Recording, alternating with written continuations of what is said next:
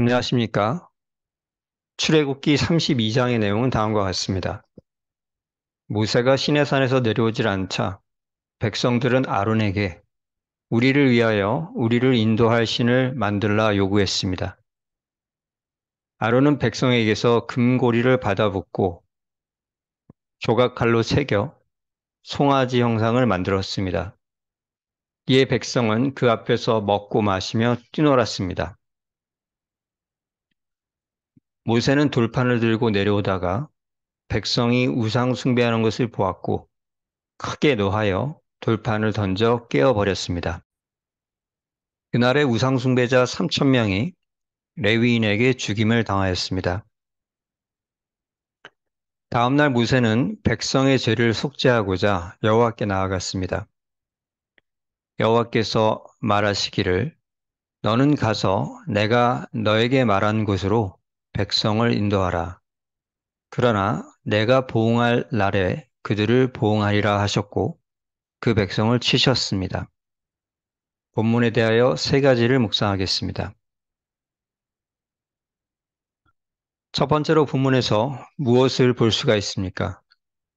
우리를 위하여 신을 만들라 하였습니다. 왜 이런 말을 했던 것입니까?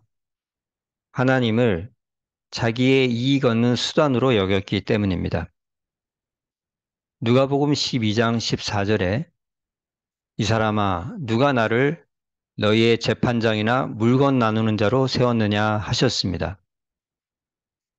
어떤 이가 예수님에게 주님, 제 형이 유산을 혼자 갖지 않고 제게 나눠주라고 말해 주십시오. 부탁했습니다. 예수님을 자기가 돈을 얻어내는데 이용할 수단으로 생각했던 것입니다. 마찬가지로 출애굽한 백성들은 하나님을 자신들이 땅 얻고 집 얻고 재물 얻는데 이용할 수단으로 생각했습니다. 그래서 우리의 이익을 챙겨줄 신을 우리가 만들어야겠다 했던 것입니다.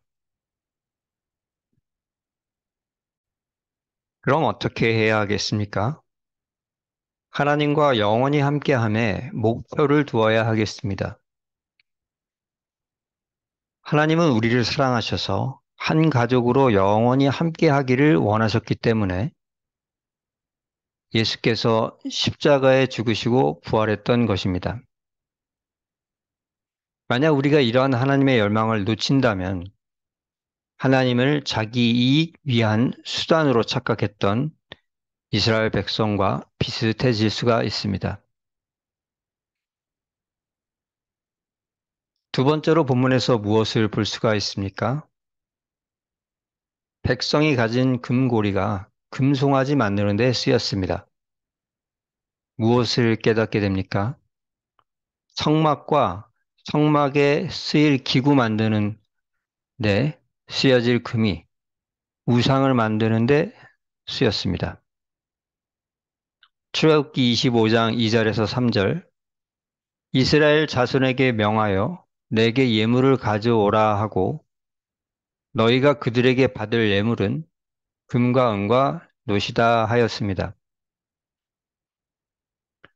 하나님은 출애굽할 때 이스라엘 백성들이 애굽 사람들로부터 금과 은을 얻도록 하셨고 이후에 성막 제작에 필요한 금과 은을 그들이 받았던 것에서 자원하여 내도록 계획하셨습니다.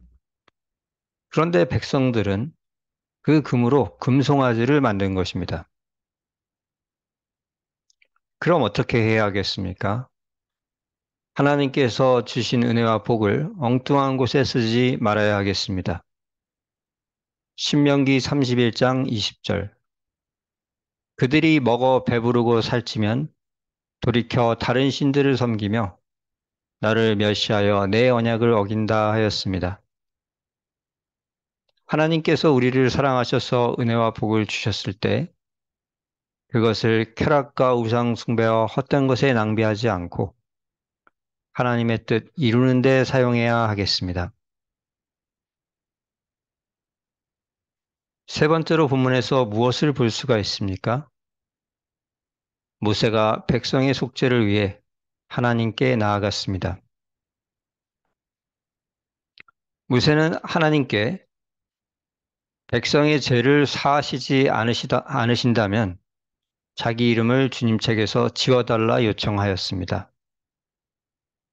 그는 온 힘을 다해서 자기 영혼을 걸고 백성의 속죄를 위해 주님께 간청했습니다.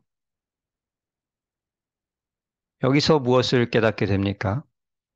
모세가 예수님께서 장차 하실 일을 미리 보여주었습니다. 히브리서 7장 24절에서 25절, 예수는 자기를 힘입어 하나님께 나아가는 자들을 온전히 구원하실 수 있으니 이는 그가 항상 살아서 저희를 위하여 간구하심이니라 하셨습니다. 예수님은 영원한 대제사장으로 자기를 믿는 자들의 속죄받음을 위해 하나님 앞에서 간구하고 계십니다. 이같이 모세는 금송아지를 만들어 우상 숭배한 백성의 죄를 속해달라고 하나님께 자신의 영혼을 걸고 간구했습니다. 그럼 어떻게 해야 하겠습니까? 우리도 다른 이의 속죄에 기여할 것임을 알아야 하겠습니다. 마태복음 5장 9절, 화평케 하는 자는 복이 있나니 그들이 하나님의 아들이라 일컬음을 받을 것이다 하셨습니다. 죄 짓는 자들은 눈이 어두워서 하나님께 나아가는 길을 제대로 보지 못합니다. 그래서 예수님처럼 모세처럼 하나님과 죄인의 화목을 위해 애쓰는 중재자가 필요한 것입니다. 예수님은 이미 믿은 우리들이 그 일에 기여하기를 기대하십니다. 말씀을 정리합니다. 첫째로 하나님과 영원히 함께함에 목표를 두어야 하겠습니다. 둘째로 하나님께서 주신 복을 엉뚱한 곳에 쓰지 말아야 하겠습니다. 셋째로 우리도 다른 이의 속죄에 기여할 것임을 알아야 하겠습니다. 주신 말씀에 순종하는 우리 모두가 되기를 축원합니다.